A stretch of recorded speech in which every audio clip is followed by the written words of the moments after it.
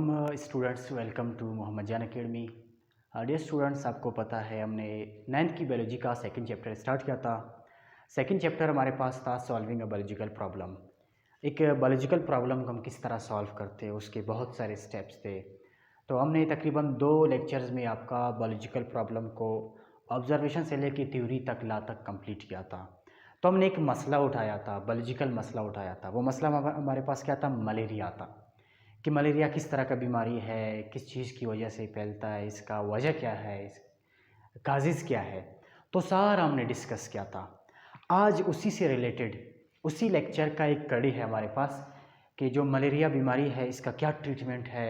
और हमने वहाँ पे डिस्कस किया था कि मॉस्किटो जो है प्लाज्मोडियम को फैलाता है, किस तरह फैलाता है। एक छोटा सा लेक्चर है, इंशाल्लाह हम कोशिश करते हैं 5-6 मिनट में आपके लिए अपलोड कर लें। तो हमारे पास है चैप्टर नंबर 2 लेक्चर नंबर 1। लेकिन याद रखिए लेक्चर नंबर 1 में हमारे पास पार्ट 3 है, तीसरा पार्ट है। तो आपसे गुजारिश है तरतीब से चले जाए। तो पार्ट 3 में हमारे पास क्या है? Transmission of Plasmodium and treatment of malaria. Malaria की क्या इलाज दरियाफ्त हुई उस टाइम, और ये किस तरह ट्रांसमिट होता है एक बंदे से दूसरे बंदे में। तो चलो बढ़ते हैं। पहले हमें डिस्कस करते हैं कि क्या ट्रीटमेंट है मलेरिया की। तो उस ज़माने में एक दरख्त था, एक ट्री था। किस नाम से? क्वेना के नाम से। आपके पास एक ट्री था क्वेना के नाम से। उसके जो छिलका होता है, बार्क, उसको एज ए ट्रीटमेंट इस्तेमाल करते थे मलेरिया के लिए। तो उसके बार्क में एक केमिकल पाया जाता है जिसको कहते हैं क्वेनिन। वो जो है मलेरिया के इलाज के लिए बहुत कारगर साबित हो गई। तो चूँकि उस ज़माने में मलेरिया एक बहुत ख़तरनाक डिजीज़ माना जाता था, इसका कोई ख़ास इलाज नहीं था। पहली दफ़ा इलाज ये क्वेनिन साबित हुआ। तो क्वेनिन की डिमांड काफ़ी ज़्यादा हो गई। बहुत सारे लोग क्वेनिन इकट्ठा करते थे, इस्तेमाल करते थे, और लोग इस पर तिजारत करते थे, क्वेनिन को बेचते थे। तो क्वेनिन की मिकदार हमारे पास काफ़ी कम पड़ गई, क्योंकि क्वेनिन जो है मलेरिया की तशख़ीस के लिए, इलाज के लिए इस्तेमाल होता था। तो क्वेनिन की मिकदार काफ़ी कम पड़ गई। तो उस ज़माने के कुछ लोग वो बेईमानी करके उन्होंने एक और ट्री है सिंकोना, उन्होंने सिंकोना के छिलके को इस क्वेनिन के साथ मिक्स किया ताकि पैसे कमा सके। तो खुशकिस्मती से जो आपके पास सिंकोना की दरख्त है, उसके बार के अंदर, उसके छिलके के अंदर क्वेनिन की मिकदार इस क्वेना ट्री के छिलके से काफ़ी ज़्यादा है। यानी जो सिंकोना को हम इस्तेमाल करते थे बेईमानी के तौर पर, वो क्वेना वाले से काफ़ी सही साबित हो गई। तो प्लाज्मोडियम की, मलेरिया की ट्रीटमेंट के लिए फिर इसके बाद क्वेनिन के बाद, क्वेना ट्री के बाद हमने सिंकोना ट्री इस्तेमाल किया था। उसके छिलके को हमने इस्तेमाल किया था मलेरिया की जो बीमारी है इसके इलाज के लिए। तो असल चीज़ है, इस केमिकल जो है आपके पास है क्वेनिन, जो है क्वेना ट्री में भी पाया जाता है, सिंकोना ट्री में भी पाया जाता है। ट्रीज डिफरेंट है, लेकिन जो आपके पास कंपाउंड है, केमिकल है, वो सेम है। तो क्वेनिन हम इस्तेमाल करते हैं मलेरिया की इलाज के लिए। आजकल इसको बिल्कुल मेडिकल रिसर्च के तौर पर भी इससे मज़ीद ड्रग्स बनाते हैं, टैबलेट्स बनाते हैं, जिसमें आपको क्वेनिन मिलता है। तो क्वेनिन जो है उस वक़्त मलेरिया की बीमारी के लिए हम इस्तेमाल करते थे। हमारे पास जो दूसरा क्वेश्चन था, मलेरिया एक बंदे से दूसरे बंदे में कैसे फैलता है। अब चूंकि हमारे पास प्रॉब्लम नंबर 2 यही था, मसला नंबर 2 हमारे पास यही था कि एक बंदे से दूसरे बंदे में कैसे प्लाज्मोडियम फैलता है। तो देख ले, transmission of Plasmodium. Plasmodium is transmitted by female mosquito anopheles. Female mosquito anopheles जो है एक इंसान से दूसरे इंसान में प्लाज्मोडियम को फैलाता है। अब चले, हमारे पास है एक मलेरियल पेशेंट है, मलेरिया जिसको हो चुका है।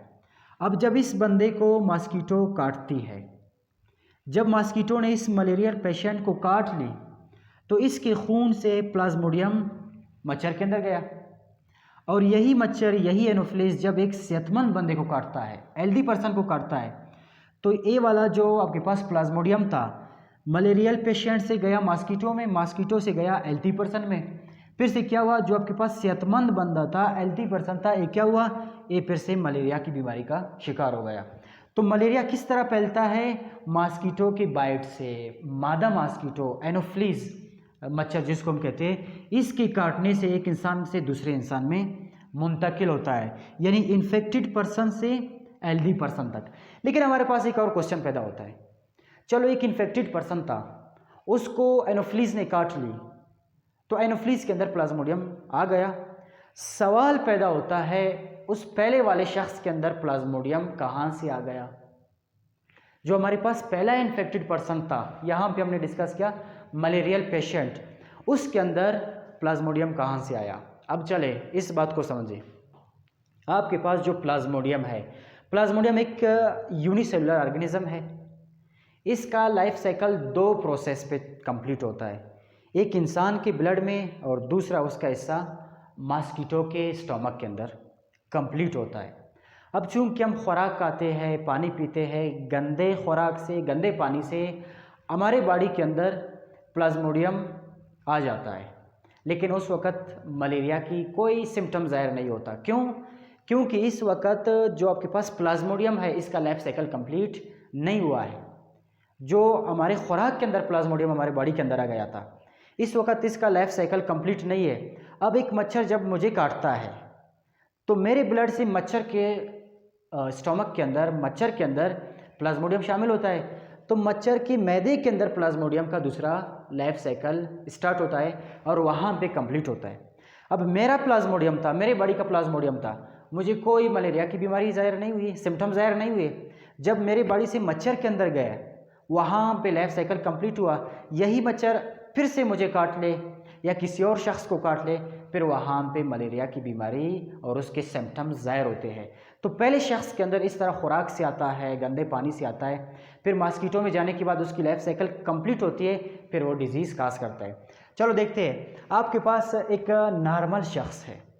अब देख ले, यहाँ पे प्लाज्मोडियम मौजूद है, तब भी मैंने ऊपर लिखा है नॉर्मल शख्स, क्योंकि इस बंदे के अंदर खुराक के ज़रिए आया है। प्लाज्मोडियम खुराक के ज़रिए, गंदे पानी के ज़रिए आ गया।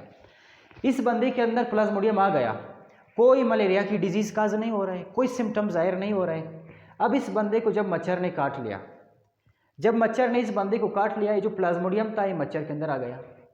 जब मच्छर के अंदर आ गया, यहाँ पे आपके पास जो प्लाज्मोडियम का लाइफ साइकिल है, उसका सेकंड पार्ट स्टार्ट होता है और इसके अंदर, मच्छर के अंदर प्लाज्मोडियम की लाइफ साइकिल कंप्लीट होती है। अब चूंकि इस प्रोसेस तक आ गया, मल्टीप्लिकेशन हो गई, यहाँ पे प्लाज्मोडियम मल्टीप्लाई हुआ, कहाँ पे? In the stomach of mosquito.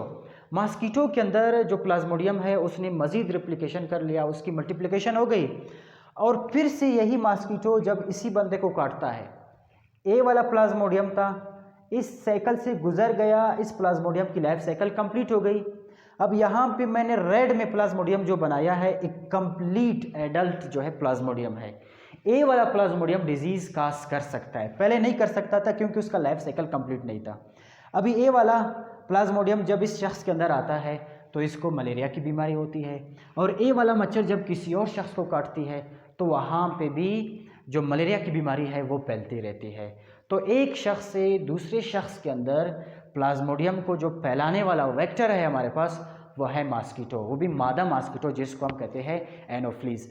तो उम्मीद है ये लेक्चर आपको समझ आ गया होगा कि मलेरिया की ट्रीटमेंट हम कैसे करते हैं और मलेरिया एक शख्स से दूसरे शख्स में किस तरह मुंतकिल होता है। तो उसको मुंतकिल करने वाला जो एजेंट है, प्लाज्मोडियम को मुंतकिल करने वाला जो एजेंट है, उसको हमने नाम दिया था मॉस्किटो का, मादा मॉस्किटो का, एनोफ्लीज का। चलो कुछ और मॉस्किटो है जो दूसरे जरासीम भी फैलाते हैं। आपके पास एडीज़ मॉस्किटो है, आपने सुना होगा डेंगू वायरस का नाम। डेंगू वायरस को जो है एडीज़ मॉस्किटो फैलाता है एक शख्स से दूसरे शख्स में, और एनोफ्लीज जो है प्लाज्मोडियम को फैलाता है। परिंदों के अंदर जो प्लाज्मोडियम को फैलाने वाला एजेंट है वो भी मच्छर है। कौन सा मच्छर है? क्यूलेक्स मच्छर है। तो आज का लेक्चर इतना छोटा सा लेक्चर था, उम्मीद है आपको समझ आ गया होगा।